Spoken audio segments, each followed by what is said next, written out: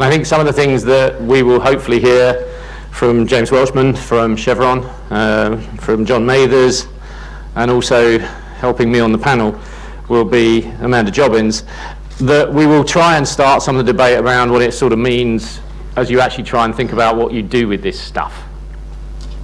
So can I ask you a question? How are you feeling? The reason I ask the question is that the feelings are sort of the interesting part. If you've ever parented teenage boys, and I've parented a teenage boy, I remember when he was about 16, 15, doing his GCSEs, and my wife was sitting there watching him at the kitchen table with all his books out in front of him, doing his stuff, and she walked over and she said to me, "How do you think he's feeling?" I said, "Well, he's all right, he looks okay." She said, No, but how do you think he's feeling?" I said, "I don't know, ask him." So she went down, she pulled up a chair next to him on the kitchen table, she sat down and she went, "How are you feeling?" He went, "What? How are you feeling?" "What? Like hungry?" So how are you feeling about this whole digital debate? I think that's the important bit here. Are you just feeling hungry, a bit cold, bored?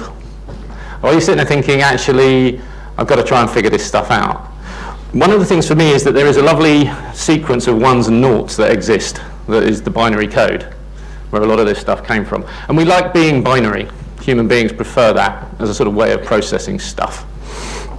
And I think sometimes we can be quite binary in ourselves, depending on what day of the week it is. We can be quite selfish, or we can be quite altruistic and kind of open and pleasant and a good human being.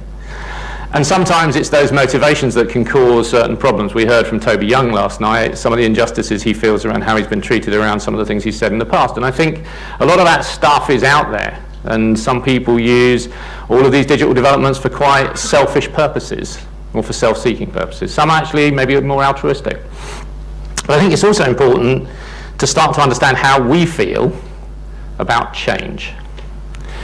Are you the kind of person who wakes up in the morning and says, everything today is going to be slightly different than it was yesterday, I'm going to hide in the stair cupboard?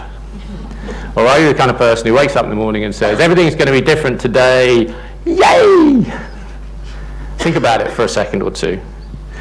And in a world where, for all of us, regardless of our corporate backgrounds, and I'm joined in my panel by particularly two individuals who've got massive corporations behind them, the corporate kimono is wide open. There is nowhere to hide. You've got a dodgy supply chain, guess what? Someone's going to call you on it.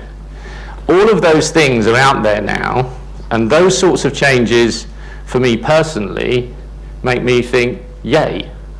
But also the opportunities to change the way in which our businesses work, the kinds of brands we build, because brands are the moment of trust, where you can make people feel much better about the decision they've just made, much better about the kind of companies that they want to have to do their banking or do their energy supply or do their technology platforms.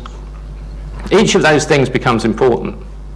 So hopefully I will manage with my colleagues to give you some things to think about, but also think about how you feel.